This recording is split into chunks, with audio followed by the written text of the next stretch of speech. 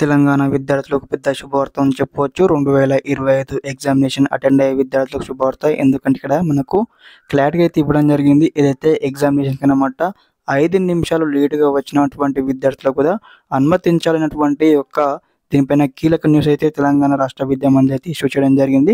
మరి step by step తెలుసుకుందాం. మరి టైమింగ్స్ ఏమున్నాయి ఒకసారి కూడా. ఇంటర్ ఎగ్జామ్స్ 5 నిమిషాలు లేటుగా వచ్చిన అనుమతిని ఇక్కడ ఇవ్వడం జరిగింది. ఎల్లుండి నుంచి జరగనున్న ఇంటర్ పరీక్షల కోసం 1532 సెంటర్లు అయితే ఏర్పాటు చేయడం జరిగింది. అదేవిధంగా దీనికి సంబంధించినటువంటి సెంటర్ గురించి అయితే మనకు బోర్డు అయితే స్పష్టం చేయడం జరిగింది.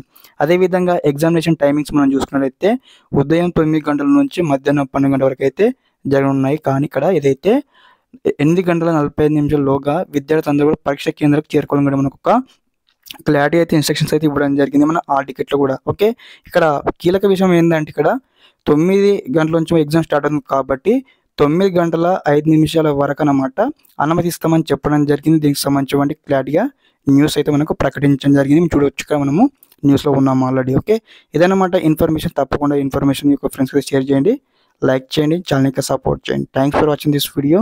జై హింద్.